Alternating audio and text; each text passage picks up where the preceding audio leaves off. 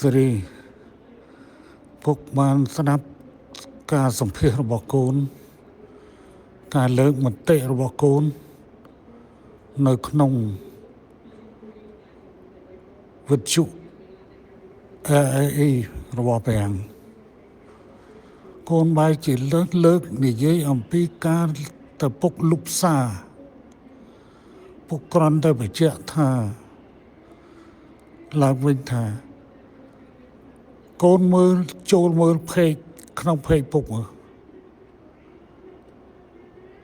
គឺពុកមិនដែលលុបសាររបស់ពុកទេគ្មានហេតុផលដើម្បីលុបសាររបស់ពុកទេព្រោះនេះជាការដែលពុកនិយាយទៅកាន់ប្រជាពលរដ្ឋដែលជូនសារទៅកាន់ប្រជាពលរដ្ឋដែលប្រៀបធៀបថាការរបួសកូនដៃមួយមិនគួរឲ្យធ្វើរូបកាយទាំងមូលពិការនោះទេមិនមែនពុកទុករឿង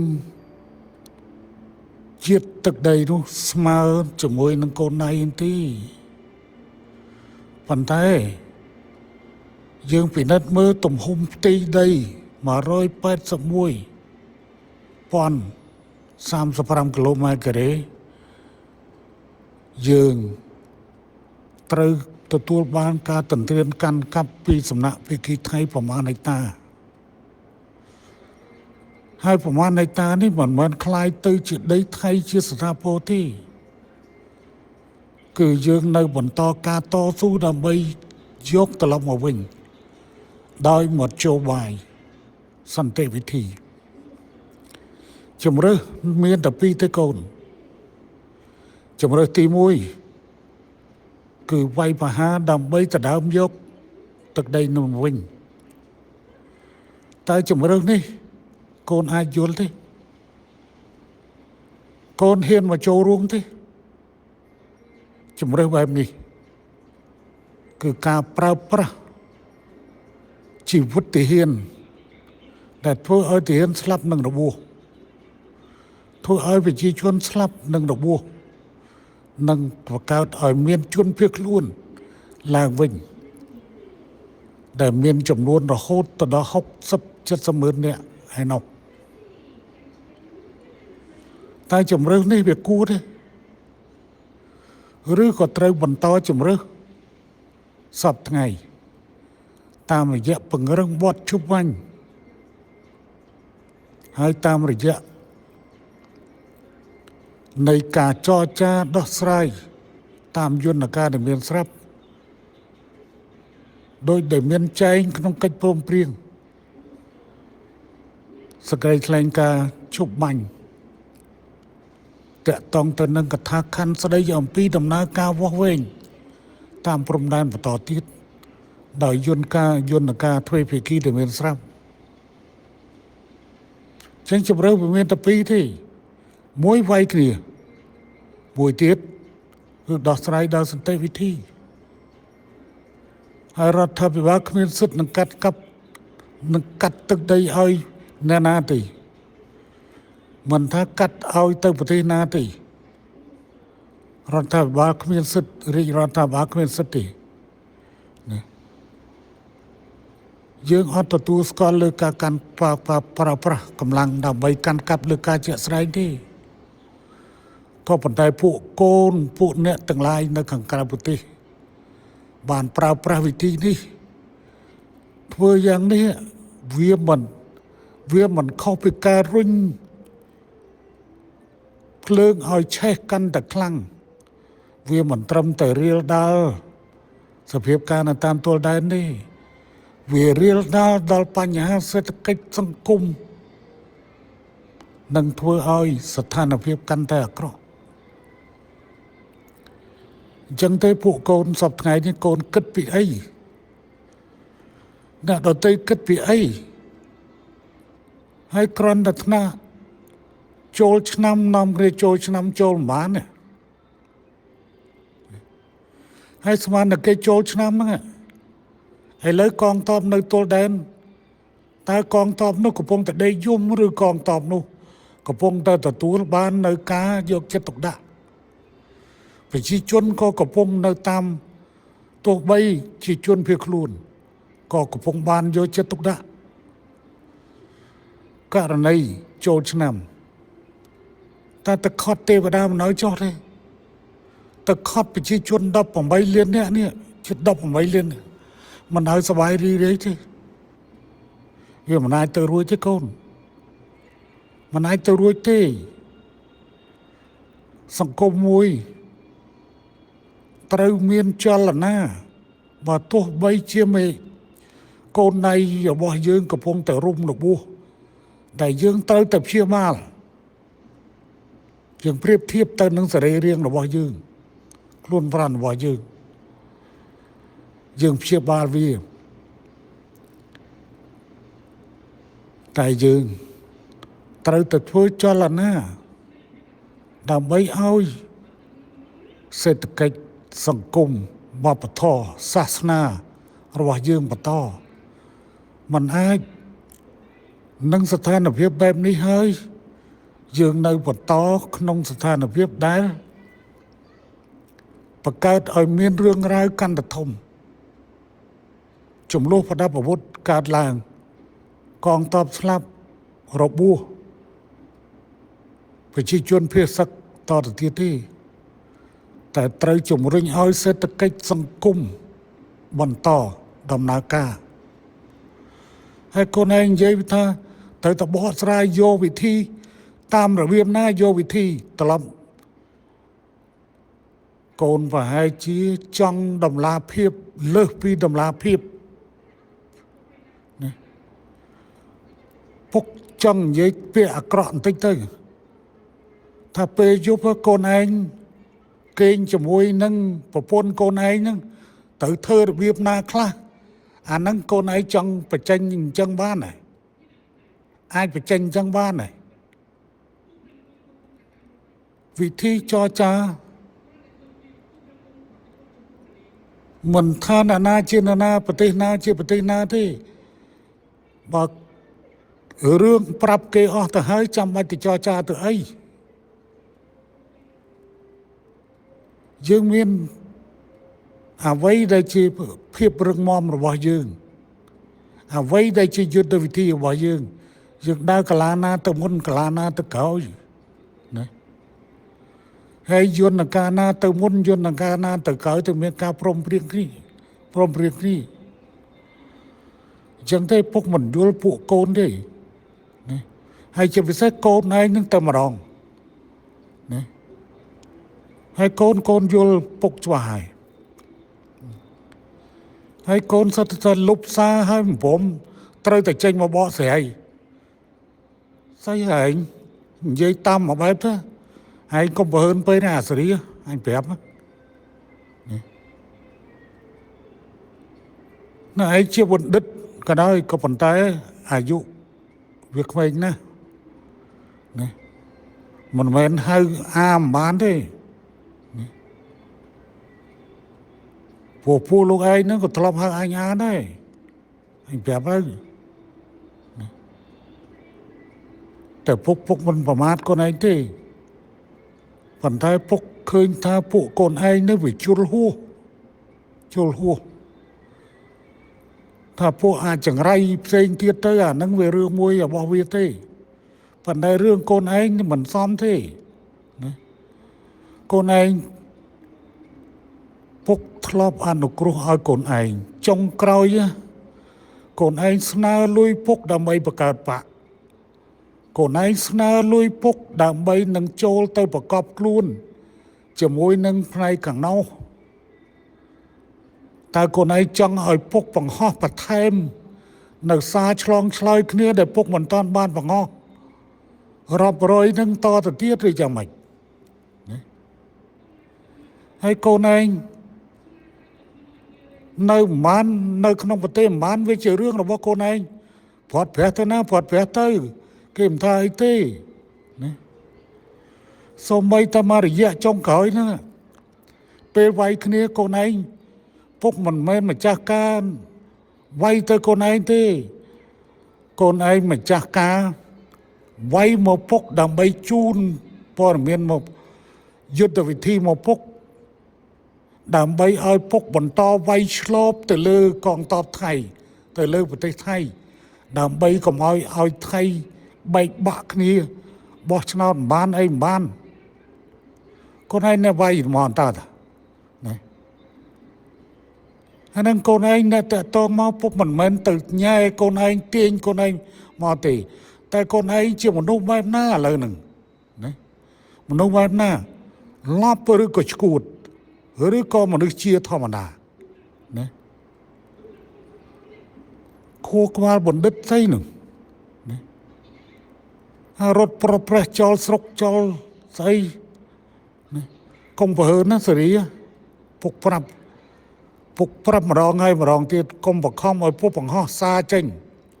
ណាកូនឯងបើនិយាយពីពុកឃើញកូនឯងវិញណាកូនឯងហ៊ានបោកពុកប៉ុណ្ណឹងណាកូនឯងទៅណាក៏ទៅបោកគេដែរនៅតែបោកនឹងណាពុកចង់ឲ្យកូនឯងទៅធ្វើជាក្រុមប្រឆាំងឲ្យវាច្បាស់លាស់ទៅណាអាហ្នឹងកូនឯងវាច្បាស់ជាមួយគ្នា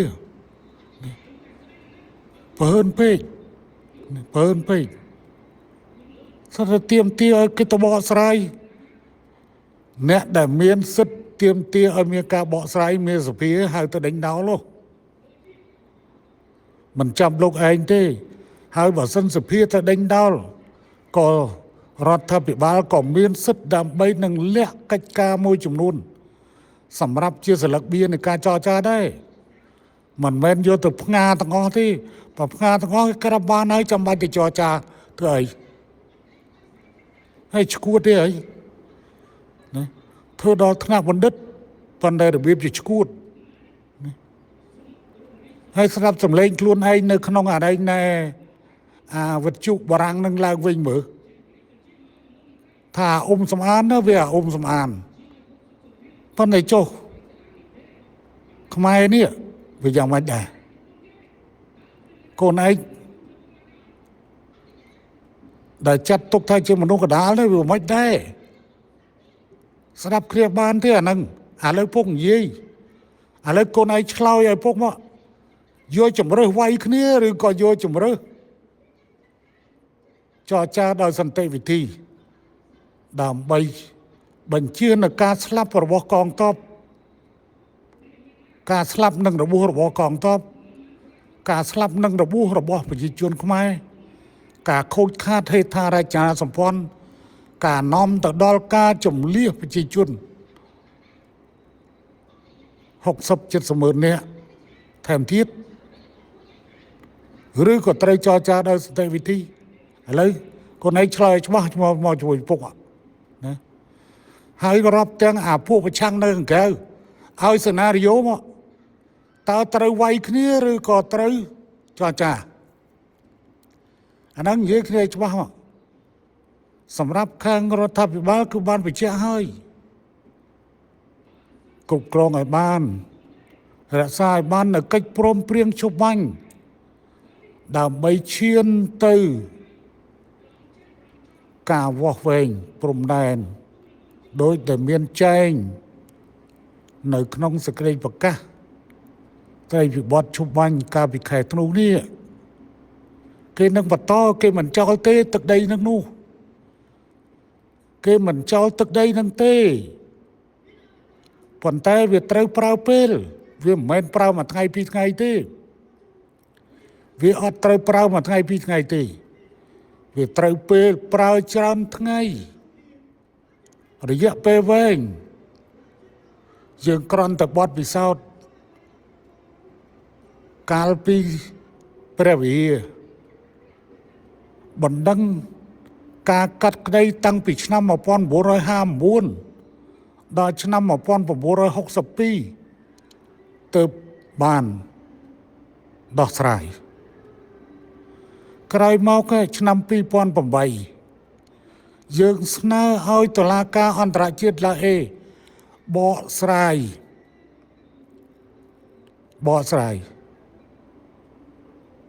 យើង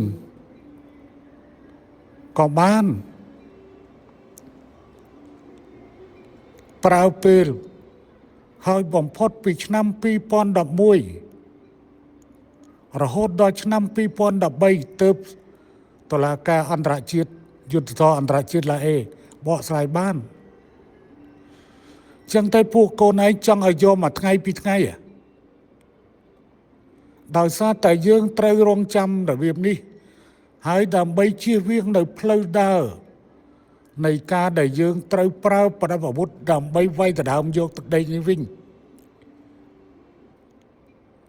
ដែលនាំដល់ការស្លាប់និងរបួសកងទ័ពរបស់យើងបានជាយើងសុខចិត្តរៀបចំផ្ទះសម្បែងជាបណ្ដោះអាសន្នឲ្យបងប្អូនណាប្រជាពលរដ្ឋឬក៏កូនឯងត្រូវការឲ្យកងទ័ពស្លាប់នឹងរបួសបន្ថែមប្រជាជនស្លាប់នឹងរបួសបន្ថែមការខូចខាតនានាបន្ថែមទៀតបានកូនឯងអស់ចិត្តឥឡូវកូនឯងប្រាប់ត្រង់មកកុំនិយាយពាក់កណ្ដាលនិយាយថាវាយយកព្រោះខាងរដ្ឋាភិបាលបញ្ជាក់ឲ្យដោះស្រាយដោយសន្តិវិធីអញ្ចឹងកូនឯងបញ្ជាក់ច្បាស់ទៅណាហើយពួកកូនឯងក្រុមប្រឆាំងនៅនិយាយ$23ត្រូវ$23ប៉ុន្តែ$23សុពលភាពវានៅតាណាវានៅត្រឹមតែសហប្រធានសន្និសីទទីក្រុងប៉ារីទៅប៉ុណ្ណឹងហើយសន្និសីទទីក្រុងប៉ារីសហប្រធានសន្និសីទទីក្រុងប៉ារីកោះប្រជុំក្នុងនោះចំណុចដែលនៅសល់សុពលភាពនៅត្រង់ថាប្រទេសទាំងអស់ត្រូវគោរពនៅឯករាជ្យអធិបតេយ្យភាពរបស់កម្ពុជាអញ្ចឹងថៃក៏ជាហត្ថលេខីដែលត្រូវគោរពតែថៃគេអាចនឹងបញ្ជាក់ថាគេធ្លាប់បាននិយាយថាកម្ពុជាទៅឈ្លានពានគេអញ្ចឹងគេប្រើកម្លាំងដើម្បីយកត្រឡប់ទៅវិញគេបញ្ជាក់ដូច្នេះវាច្បាស់ណាស់ថាថៃជាអ្នកផ្ទុះអាវុធមុនត្រៀមរៀបចំតែផ្ទុះអាវុធមុនកាលពីមុនចំណោទចោទសួរថា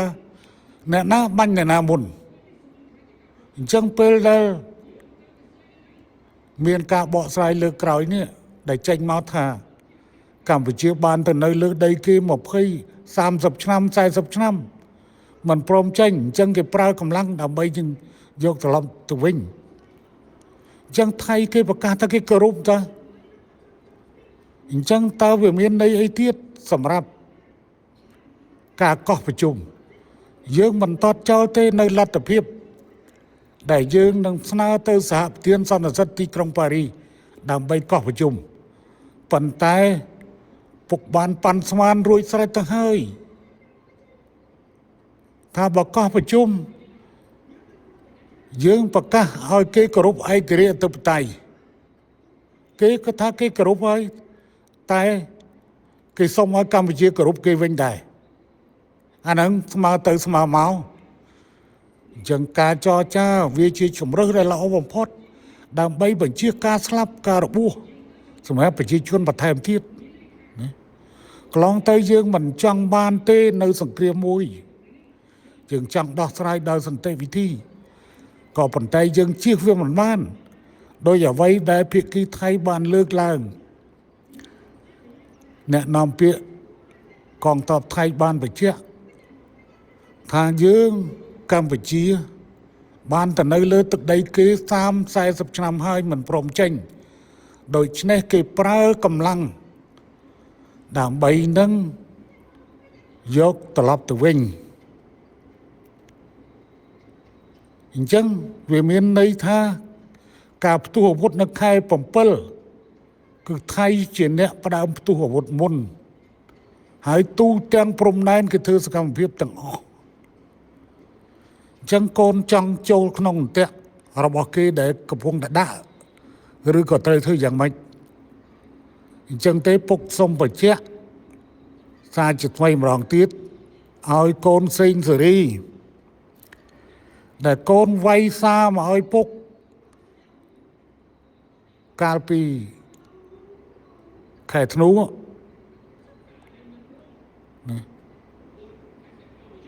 ហើយដែលពុកតបសារត្រឡប់ទៅវិញក្នុងពេលដែលកូនជំរុញឲ្យពុកធ្វើសកម្មភាពវាយឆ្លងទៅក្នុងដីថៃទៅក្នុងថៃទៅលើថៃពុកបានផ្ញើសារត្រឡប់ទៅវិញថាខិតខំជំរុញឲ្យមានការឈប់បាញ់ឲ្យបានឆាប់នេះជាចំណុចចាប់ផ្ដើមនៃចំណុចដែលពុកបញ្ជូនឲ្យកូនកម្ពុជាត្រូវការសន្តិភាពមិនត្រូវការសង្គ្រាមទេកម្ពុជាត្រូវការដោះស្រាយដោយសន្តិវិធីមិនមែនដោះស្រាយដោយសារកម្លាំងប្រអាវុធទេដោយសារកម្លាំងប្រអាវុធទេតែពួកកូនចង់ឲ្យធ្វើម៉េចឥឡូវហ្នឹងឥឡូវនិយាយច្បាស់ស្អីពួកអា$23ស្អីណាក្រៅច្បាប់មកបញ្ជាក់ឲ្យច្បាស់ថាលើកតបទៅវាយបញ្ជាក់ឲ្យច្បាស់មកព្រោះខាងរដ្ឋាភិបាលនាយករដ្ឋមន្ត្រីចេញបញ្ជាក់ច្បាស់ហើយណាទោះបីនៅសល់1%ក៏ត្រូវតែប្រើប្រាស់នៅវិធានការដើម្បីទាំងអស់គ្នាទទួលបាននៅសន្តិភាពមិនមែនគ្រាន់តែសម្រាប់ប្រជាជនកម្ពុជាតែក៏សម្រាប់ប្រជាជនថៃដែរហើយពុកក៏សូមបញ្ជាក់យកឱកាសនេះកែលោពួកកូនឯងភ័ន្តច្រឡំសារព័ត៌មានថៃក៏បានចេញមកប្រហែលថ្ងៃនេះថាកម្ពុជាអ្នកស្នើបើកព្រំដែនឡើងវិញតែល្ងាចនេះឃើញនាយករដ្ឋមន្ត្រីថៃបញ្ជាក់ថាអត់តន់មានការជជែកគ្នាហើយក៏គ្មានសំណើពីកម្ពុជាដែរខាងភាគីកម្ពុជាគ្មានហេតុផលណាមួយនឹងលើកសំណើស្នើសុំបើកព្រំដែនឡើងវិញទេព្រោះថៃជាអ្នកបិទថៃជាអ្នកបើកតែប៉ុណ្ណោះឯងហើយពុកក៏ធ្លាប់បញ្ជាក់ហើយថាបើទោះបិទ100ឆ្នាំទៀតឬ500ឆ្នាំទៀតក៏អាស្រ័យទៅលើថៃដែរណាក៏អាស្រ័យទៅលើថៃដែរតែយករឿងហ្នឹងទៅនិយាយទៀតនាំខុសទេពុកបញ្ជាក់ឲ្យច្បាស់ហើយពុកគិតថាឥឡូវបានជាចេញសារទៅហើយពុកបញ្ជូនអាហ្នឹងចេញទៅតែម្ដងទោះបីវាជាសម្ដីក្រោតគ្រាបន្តិចក៏ប៉ុន្តែពុកត្រូវតែឆ្លើយតបជាមួយកូនឯងឲ្យបានច្បាស់សេងសេរីពុកមិនស្រាយក្រោយទេនៅពេលដែលពុកឧបត្ថម្ភកូនណាជួយកូនរាប់ទាំងជំនួយចុងក្រោយដែលកូនសុំបង្កើតបកនយោបាយសុំលុយដើម្បីចូលទៅប្រកបនៅក្នុងផ្ទៃក្នុងរបស់ពួកប្រឆាំងតែពុកមិនផ្សព្វផ្សាយវាជាការគួរឲ្យសោកស្ដាយដែលវាបែកធ្លាយសម្លេង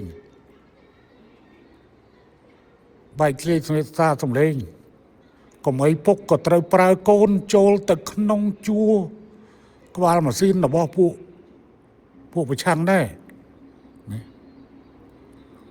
កូនអ្នកសុំពុកធ្វើចារកម្មឲ្យពុកមិនមែនពុកប្រើកូនទៅធ្វើចារកម្មទេណាសម្ដីដែលកូនសុំលុយពុកដើម្បីធ្វើដំណើរទៅអាមេរិកដើម្បីចូលឲ្យគៀកជាមួយពួកនោះមានន័យថាម៉េចមានន័យថាកូនសុំពុកធ្វើជាចារកម្មរបស់ពុកយល់ទេអាហ្នឹងហើយពុកបញ្ជាក់ឡើងវិញសារព័ត៌មានថៃប្រហែលថ្ងៃនេះបានចុះតែកម្ពុជាស្នើបើកអត់ទេនាយករដ្ឋមន្ត្រីទោះបីជាកូនរបស់ពុកមែនក៏ប៉ុន្តែពុកជាប្រធានគណៈបកនយោបាយពុកមានសិទ្ធិផ្ដល់ការណែនាំចំពោះគ្រប់តួអង្គទាំងអស់ពុកមានសិទ្ធិរៀបចំអ្នកណាធ្វើប្រធានរដ្ឋាភិបាលអ្នកណាធ្វើអនុប្រធានអ្នកណាធ្វើនាយករដ្ឋមន្ត្រីអ្នកណាធ្វើអី ព្រោះពុកជាប្រធានគណៈបកកណ្ដាលអំណាចហើយប្រព័ន្ធបោះឆ្នោតនៅកម្ពុជាជាប្រព័ន្ធសមាមាត្រដែលប្រធានគណៈបកកណ្ដាលអំណាចមានសិទ្ធិតែមុខពុកមិនចេញបញ្ជាជំនួសនាយករដ្ឋមន្ត្រីទេពុកស្គាល់ច្បាប់ពុកធ្វើនាយករដ្ឋមន្ត្រីរយៈពេល38ឆ្នាំជាមួយនឹងមុខតំណែងដទៃទៀត47ឆ្នាំប្រហែលជាអាជីពនយោបាយរបស់ពុកអាចច្រើនជាងកូនច្រើនជាងអាយុរបស់កូនពុកត្រូវនិយាយច្បាស់ហើយពុកក៏ជូនសារនេះជូនប្រជាជនកម្ពុជាសូមកុំសង្ឃឹមទៅលើការបើកច្រកព្រំដែនកម្ពុជាថៃហើយសូមឲ្យអ្នកទាំងឡាយណាដែលនាំទំនិញថៃចូលសូមបញ្ឈប់ជាបន្ទាន់ហើយសូមឲ្យដើម្បីជៀសវាងកងទ័ពសមត្ថកិច្ចកម្ពុជានិងសមត្ថកិច្ចថៃគេថាចាប់បាននៅខេត្តកោះកុងឯណានោះសូមកុំបន្តកម្ពុជាមានទំនិញគ្រប់គ្រាន់ដើម្បីនឹងប្រើប្រាស់ផ្ទាល់ខ្លួនហើយមិនចាំបាច់មានទំនិញមកពីប្រទេសដែលគេរដ្ឋបတ်កម្ពុជាថាគេមានគេលួចរួចពន្ធទំនិញចូលប្រទេសកម្ពុជាអញ្ចឹងទេសូមសហការខាងកម្ពុជាក៏ទប់ស្កាត់ខាងកម្ពុជាខាងថៃទប់ស្កាត់ខាងថៃដើម្បីកុំឲ្យទំនិញនេះវាទៅមកហើយកម្ពុជាមានឱកាសផលិតទំនិញរបស់ខ្លួនដើម្បីនឹងធ្វើ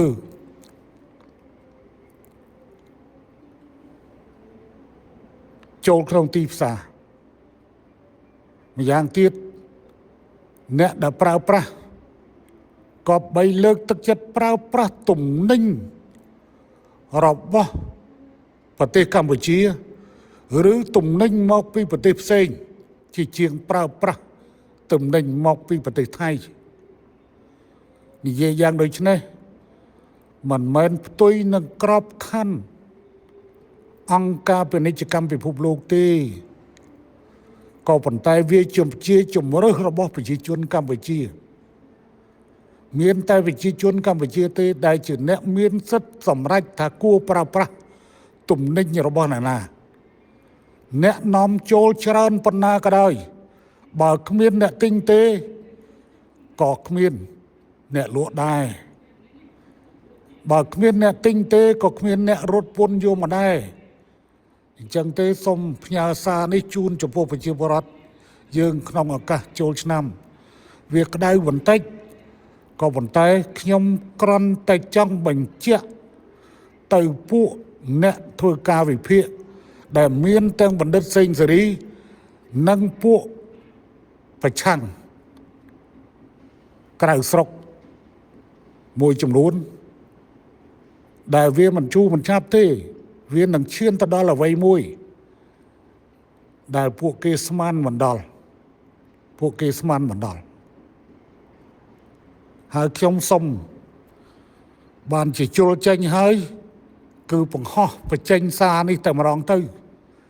ហើយវាត្រូវជាពិសេសចោតសួរត្រង់ជំរើស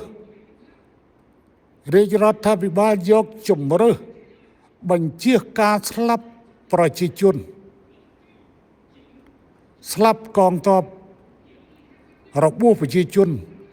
របួសកងទ័ពជំលះប្រជាជនបាត់ប្រជាជនវាបាត់ជីវិតប្រជាជនវាដូចគ្នាជាមួយនឹងការបាត់បង់ទឹកដីឥឡូវយើងរក្សាជីវិតបានទឹកដីយើងនឹងខិតខំយកមកវិញតាមមធ្យោបាយសន្តិវិធីរដ្ឋាភិបាលបញ្ជាក់ប៉ុណ្ណឹងហើយតែលោកឯងនៅទាមទារឲ្យរដ្ឋាភិបាលបញ្ជាក់ឲ្យបានច្បាស់បើច្បាស់អញ្ចឹងមិនចាំបាច់ទៅចរចាទេហើយគេមានចំណុចខ្លះគេចែងច្បាស់នៅក្នុងកិច្ចព្រមព្រៀងជុំបាញ់ ដែលនាយករដ្ឋមន្ត្រីបានគូសបញ្ជាក់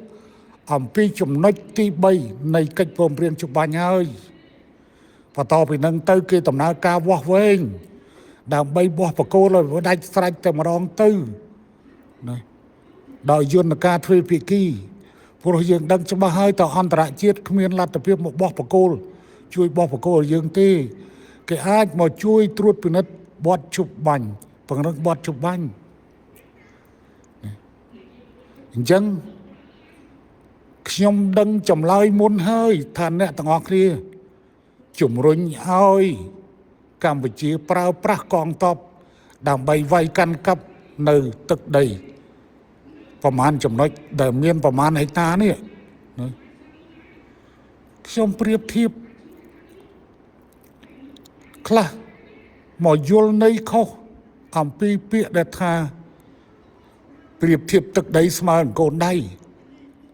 តែអ្នកយល់ទេខ្ញុំចង់និយាយថាទឹកដីទាំងមូលនេះអ្វីដែលយើងកំពុងបាត់នេះស្មើនឹងរបួសកូនដៃទាំងមូលស្មើនឹងរបួសកូនដៃ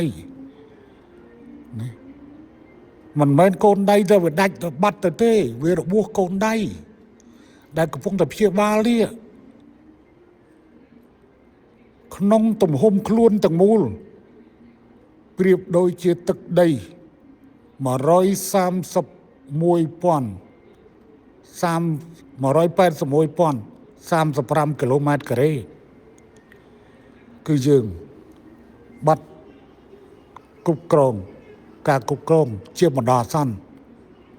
លើចំណែកតូចមួយ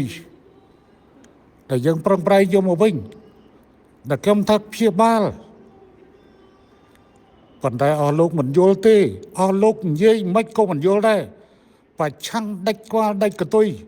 ប្រឆាំងមិនយល់ហេតុផលប្រឆាំងផ្កាប់មុខប្រឆាំងធ្វើឲ្យខូចជាតិខ្លួនឯងរហូតដល់តែងចម្រៀងឥឡូវខ្ញុំចង់សួរទៅអ្នកដែល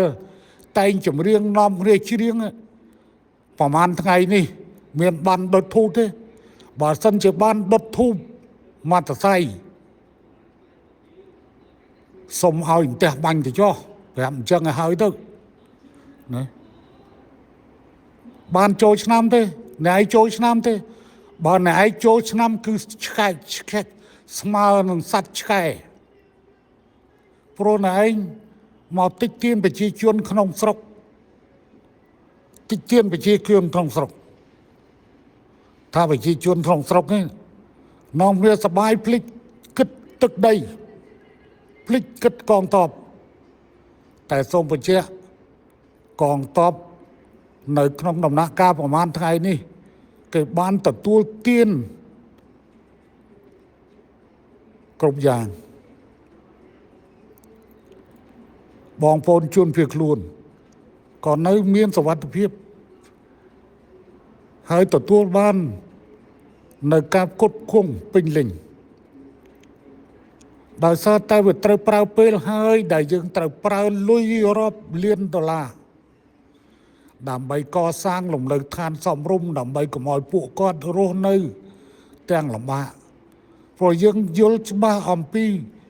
ពេលវេលាដែលត្រូវចំណាយបានជាយើងត្រូវធ្វើផ្ទះនេះហើយផ្ទះនេះបើខ្ញុំជានាយករដ្ឋមន្ត្រីផ្ទះនេះទោះបីយើងយកត្រឡប់ផ្ទះរបស់គាត់ទឹកដីរបស់គាត់បានត្រឡប់មកវិញផ្ទះនេះក៏គួរคล้ายទៅជាកាដូអនុស្សាវរីយ៍ជូនប្រជាជនភាសឹកនឹងតែម្ដងទៅវាល្អជាងបានជាគាត់ទៅរស់នៅក្នុងទៅហើយថ្ងៃក្រោយគាត់មានប្រពន្ធមានកូនមានប្តីអីទៀតទៅចែកជូនគាត់តែម្ដងទៅនាយករដ្ឋមន្ត្រីហ៊ុនម៉ាណែតអើយអានឹងបើសិនជាពុកនៅធ្វើនាយករដ្ឋមន្ត្រីឯពុកសម្រេចចិត្តហើយណាអានឹងថ្ងៃក្រោយទេរឿងថ្ងៃក្រោយប៉ុន្តែពុកគិតទុកឲ្យហើយទេទោះបីគាត់ត្រឡប់ទៅផ្ទះវិញក៏ដោយក៏ប៉ុន្តែផ្ទះហ្នឹងមិនគួរដកហូតទេទុកឲ្យគាត់ទៅណាចំណាយប៉ុណ្ណឹងវាមិនធំទេសម្រាប់ប្រជាជនខ្លួនឯងនោះអានឹងពុកក៏នៅផ្ដាំក្នុងឋានៈជាឪរបស់នាយករដ្ឋមន្ត្រី ក៏ប៉ុន្តែក៏ក្នុងឋានៈជាប្រធានគណៈបកកណ្ដាលដែរណាហើយពេលនេះនិយាយនេះក្នុងពេលវេលាជាប្រមុខរដ្ឋស្ដីទីរបស់ប្រទេសមួយដែរនឹង5ផ្ញើទៅហើយក៏សូមផ្ដាំផ្ញើឲ្យពួកដែលមិនចេះស្គាល់មិនស្គាល់ជាតិរបស់ខ្លួននោះដែលនៅតែបន្តលួចទំនិញពីថៃចូលមកកម្ពុជានេះខុបខិតគ្នានេះតែខ្លាចបាបទេត្រូវប្រដាសាររបស់ប្រជាពលរដ្ឋនេះណាគួរតែប្រជុំទៅឥឡូវតនថ្ងៃវិរៈឡើងស័កឯនៃបនចូលឆ្នាំនេះនាំគ្នាជប់ទៅហើយជូនពរជូនរួមជាតិបន្តសบายរីករាយទៅណាកុំទៅងាប់ជាមួយពួកអាប្រឆាំងក្រៅស្រុកណាហើយបើអាប្រឆាំងក្រៅស្រុកវាដុតធូបអានឹងវាស្មើនឹងសត្វទេណាវាមិនឲ្យគេចូលឆ្នាំក៏ប៉ុន្តែវាដុតធូបវាផឹកសบายវារំលេងដែរណាមិនថាក្នុងស្រុកអាក្រៅស្រុកទេអាណាដុតធូបអានោះគឺត្រូវទំនាយណាដាក់ប្រដាសាអញ្ចឹងហ្មងទៅព្រោះវាជុលហួសហេតុពេកឥឡូវចូលឆ្នាំថ្មីចូលមកដល់លេងចេញសំលេងមកខ្លាំងតែម្ដងអាហ្នឹងវាត្រូវគួរដល់ខ្លាំងព្រោះអាចចង្រៃប្រមាណនេះនោះរាប់ទាំងសេងសេរីនោះវាមកទៅហ្នឹងវាថាខ្ញុំបង្ហោះពីម្សិលវិញលុបខ្លួនឯងបាត់ទៅហើយតែមិនព្រមចេញមកបកស្រាយឥឡូវអញមិនលុបទេហើយអញចេញបកស្រាយថែមអញប្រាប់ឲ្យប៉ុណ្ណឹងសូមអរគុណ